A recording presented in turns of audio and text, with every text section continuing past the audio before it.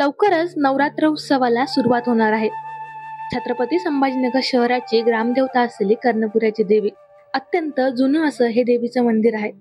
शहरातील छावणी परिसरामध्ये कर्णपुरा देवीचं मंदिर आहे. या ठिकाणी नवरात्र उत्सवामध्ये लाखो भाविक हे दर्शन घेण्यासाठी येत असतात. संपूर्ण जिल्ह्यातून भाविक तर येतातच, त्यासोबत जिल्ह्याच्या बाहेरून देखील अनेक भाविक देवीचं दर्शन घेण्यासाठी येत असतात. तर या देवीच्या मंदिराचा इतिहास कसा आहे, किती वर्ष मंदिर हे जुनं आहे, हेच आपण जाणून घेणार आहोत. तर तुम्ही व्हिडिओ शेवटपर्यंत नक्की बघा.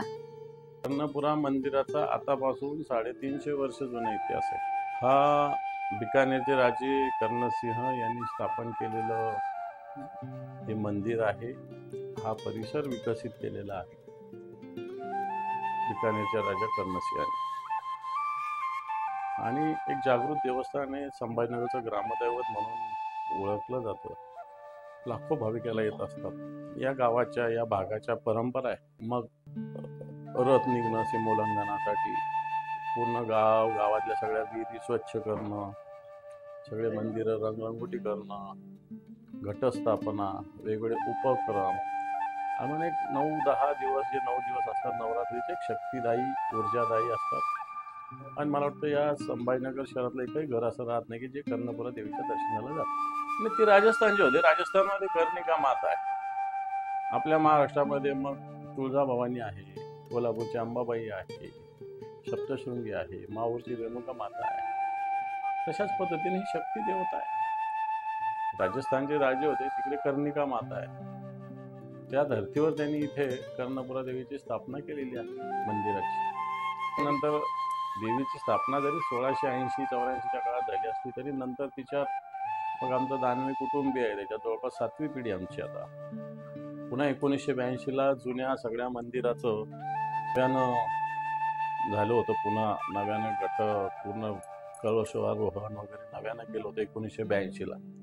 जुन्या मंदिरानंतर 1680 नंतर 82 म्हणजे इतक्या वर्षांनी झालं. आता हे मंदिर 1982 पासूनचं आत्ताचं जे मंदिर आहे ते आहे. तयारी व्यवस्थित आहे. सगळ्या प्रशासनाच्या मदतीनं, छावणी बोर्ड असतील, महापालिका असेल, आरोग्य विभाग असेल, वीज विभाग असेल, सगळ्यांच्या माध्यमातून मोठी यात्रा भरते. वेगवेगळे शॉप्स तिथे येतात. जवळपास 800 ते 1200 शॉप्स येतात.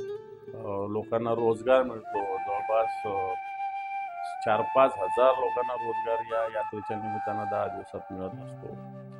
प्रचंड प्रतिसाद असतं. मग खाऊच्या दुकाने असतात, जेवणाच्या असतात, कटलरीच्या असतात, कपड्यांच्या असतात, खेळण्याच्या असतात.